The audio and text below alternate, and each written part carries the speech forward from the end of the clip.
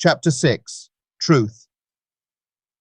I wish to ask each one of you listening to me today a question which must be close to the hearts of us all concerning truth. If a man known to you as a murderer broke into your home and asked the whereabouts of your mother, would you tell him where she was? Would you tell him the truth? Would you? I venture not. I hope not. In the most mystical of the Gospels, in the Gospel of St. John, we read, "Ye shall know the truth, and the truth shall make you free." Therein lies a challenge to us all. The truth shall make you free. If you told the truth concerning your mother, would you set her free? Again, in John we read, "Sanctify them by the truth." If you gave your mother up to a murderer, would you sanctify her?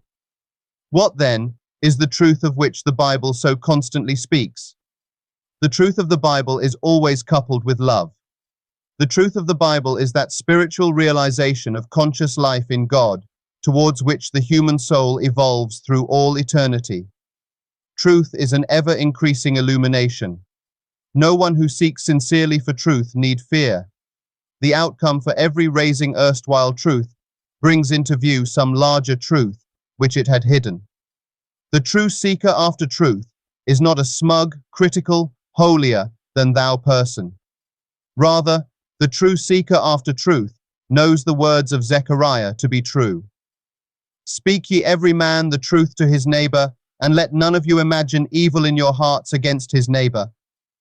The seeker after truth does not judge from appearances. He sees the good, the truth in all he observes.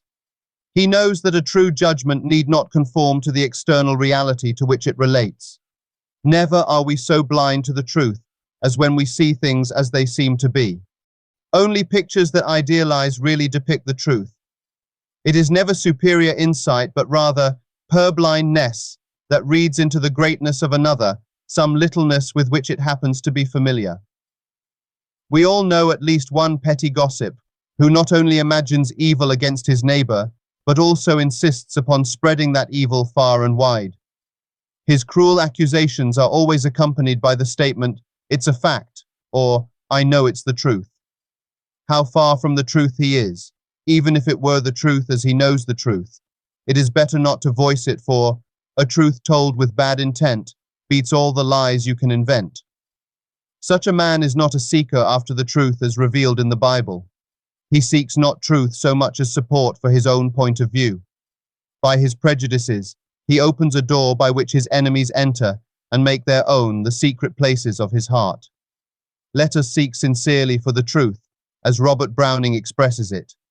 Truth is within ourselves. It take no rise from outward things, whate'er you may believe. There is an immortal center in us all, where truth abides in fullness.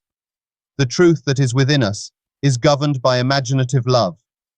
Knowing this great truth, we can no longer imagine evil against any neighbor. We will imagine the best of our neighbor. It is my belief that wherever man's attitude towards life is governed by imaginative love, there it is religious, there he worships, there he perceives the truth. It is an intuitive desire of all mankind to be a finer, nobler being, to do the loving thing.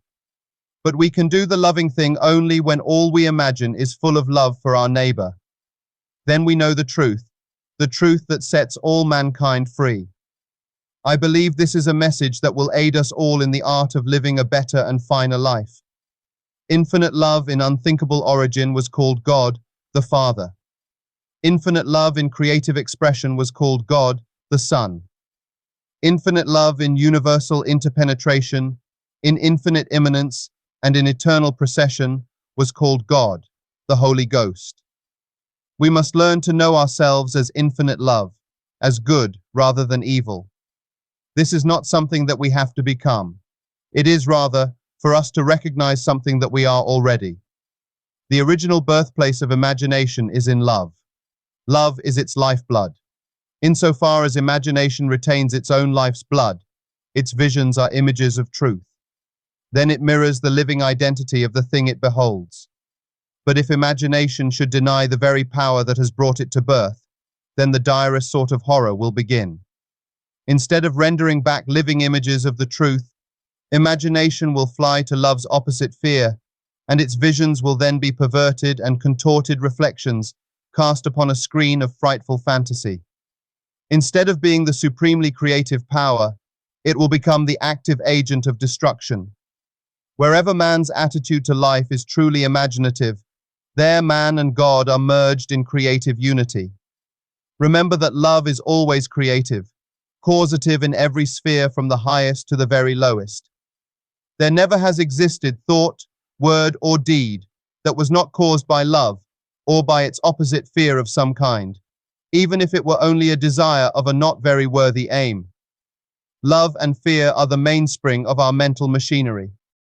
Everything is a thought before it becomes a thing. I suggest the pursuit of a high ideal to make a fact of being become a fact of consciousness, and to do this by training the imagination to realize that the only atmosphere in which we truly live and move and have our being is infinite love. God is love. Love never failed. Infinite creative spirit is love. The urge that caused infinite unconditioned consciousness to condition itself into millions of sensitive forms is love. Love regarded as an abstraction, apart from an object, is unthinkable. Love is not love if there is no beloved. Love only becomes thinkable in relation, in process, in act. Let us recognize with Blake that he who will not live by love must be subdued by fear, and set ourselves the highest of ideals to love and to live by.